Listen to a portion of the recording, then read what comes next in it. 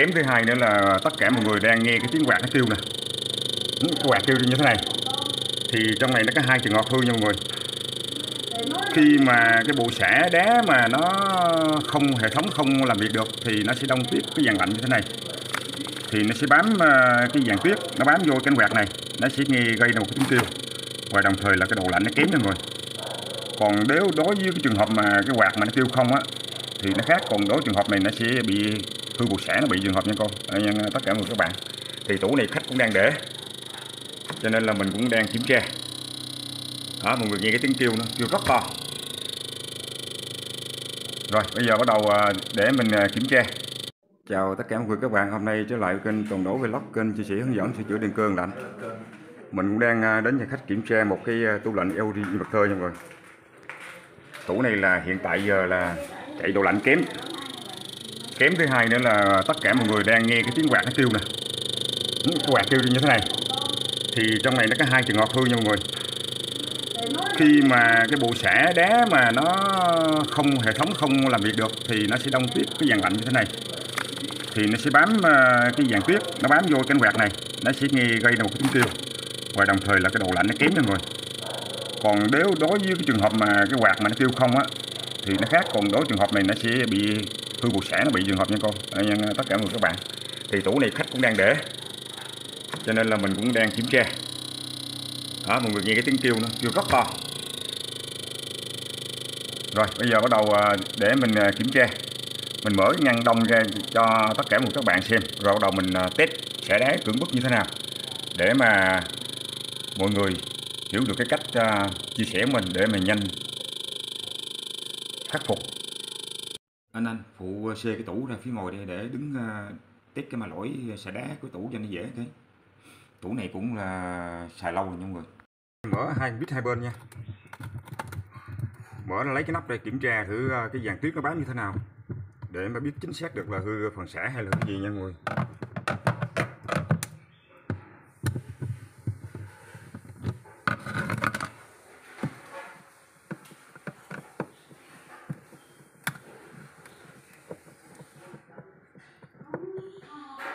Thì sau khi mình gỡ ra thế này nha mọi người, anh em nhìn thấy là nó đông thế này. Rồi khi nó đông cái này nó không xả đá được, nó sẽ cạ cánh quạt nha, nó sẽ cạ cánh quạt nha mọi người. Thì mình kết luận là cái tủ này nó bị hư bộ xả đáy, xả tuyết tự động á. Thì rồi mình gỡ ra mình kiểm tra trong luôn, rồi mình hướng dẫn chia sẻ cái cách test như thế nào để mà test cưỡng bức, để mà kiểm tra biết được là cái nguồn từ trong bo xuất ra cho cái bộ xả này.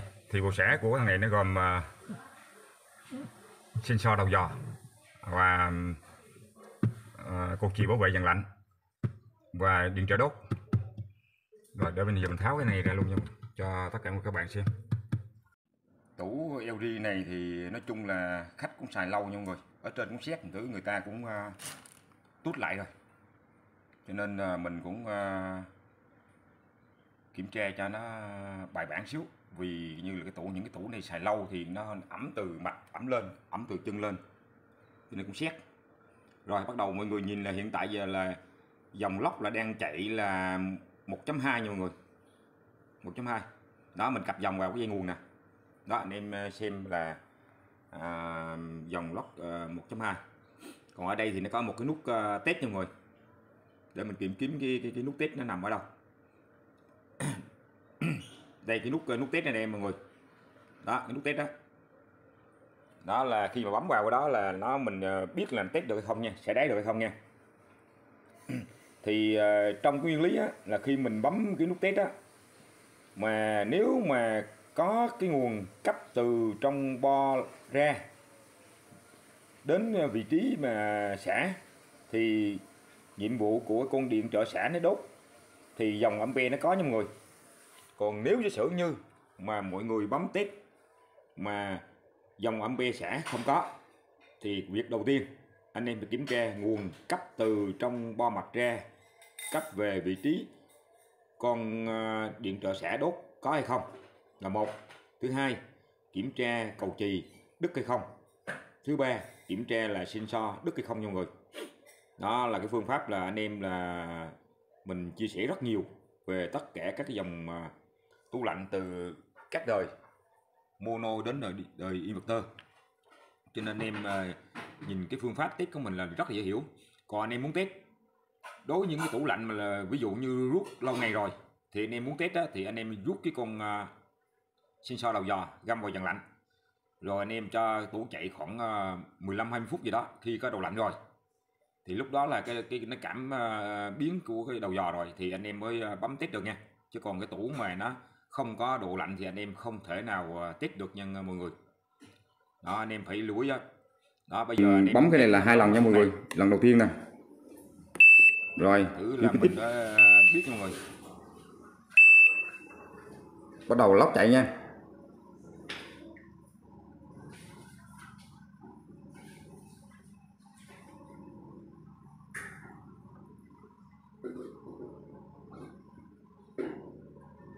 Rồi, tiếp tục bấm cái thứ hai. Rồi là cái nghĩa là cắm thứ hai là nghĩa là dòng xả. Bây giờ là điện trở đang xả đó. Mọi người nhìn là giờ dòng lên 0.8 nè. Thì chứng tỏ là cái đường cấp điện qua cái bộ hệ thống rò le xả cấp lên điện trở xả qua cầu chì sensor đều tốt. Thì trong cái phương pháp này thì mình chia sẻ với tất cả mọi anh em là mình kết luận rằng là cái đây sensor đầu dò bị hư nha. Rất đơn giản, cái phương pháp mình test nhanh là biết cái nào hư là mình khắc phục ngay cái địa điểm đó.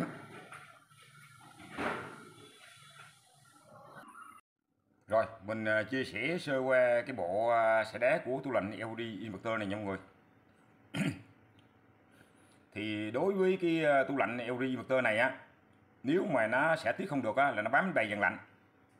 Còn cái thằng đi đây là điện trở xả đúc nha mọi người, chứ không phải điện trở xả bằng thủy tinh nha. Loại này là điện trở xả đúc á. Thì tùy theo dòng tủ khác thì điện trở xả đúc. Còn đây là cái con sensor đầu dò nha mọi người. Nó nằm bên góc này. Đây sensor. Còn ở trong là cầu chì bảo vệ dàn lạnh nha. Thì đối với những cái dòng tủ mà LED inverter thế này, nếu nó xả không được á thì cái dàn lạnh nó không thông thoáng được. Cho nên cái hơi lạnh hút ra nó thổi, nó làm trao đổi cái nhiệt độ đông ở trong cái ngăn dàn lạnh này không có thoáng, cho nên nó không có đông được mọi người. Nếu nó bám tiếp dày để nó làm cái hơi lỗ xuống cái lỗ ngăn mát, thử nó làm cho không đông trên và không mát dưới luôn, thì mình kết luận là cái con sensor này bị hư nha mọi người. Còn đối với cái tủ lạnh mà nó mà tốt á thì cái dàn lạnh nó chỉ bám cái dàn tuyết xương thôi, để cho nó thoáng, để cái hơi quạt nó hút ra, nó thổi trong ngăn đông. Cho nên là mọi người chỉ cần mở ra là nhìn thấy dàn tuyết bám đầy là biết, chứng tỏ là cái bộ xả đá sẽ tuyết bị hư. Mình cũng chia sẻ rất nhiều về dòng tủ nha mọi người. Vì vậy cho nên là cái con sensor này nó sẽ không hết, nó đã nhảy. Thì bây giờ mình dỡ cái ngăn dàn lạnh lên thì mình nhìn, anh em nhìn thấy là tuyết nó bám dày nè, ở dưới nó còn đọng lại một cái lớp đá. Để mình quay cận cảnh cho mọi người xem nha. Đó, nó bám dày cái này nè, anh em nhìn thấy không? Đá còn bám cái này thì nó không có thoát nước được. Cho nên vì vậy là mình cũng sẵn tiện mình dội luôn. Rồi, bắt đầu mình gửi con sensor ra mình thay nha mọi người. Đây, con sensor ở đây.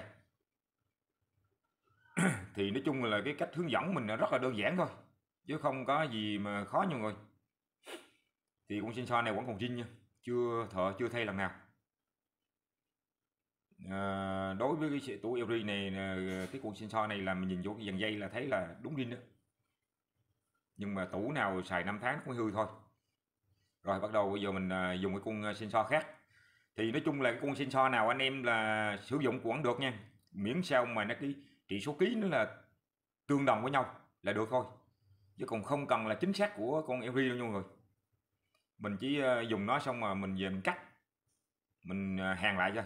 Đó, sau khi mình đã cắt như thế này nha mọi người, anh em hàn đấu lại rồi luồn gen kỹ càng vào cho khối chặt. Rồi mình cũng gắn vào vị trí cũ luôn, để cho nó vào cái miếng nhôm á, miếng nhôm của Nhật Lạnh á.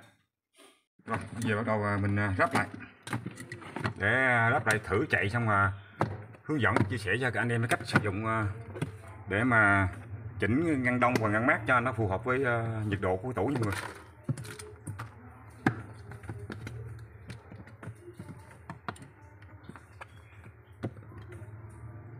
Sau khi tủ đã chạy nha mọi người, thì mọi người nhìn nghe là cái tiếng quạt nó không còn kêu nữa nha, im ru nè, đó, không còn kêu nữa.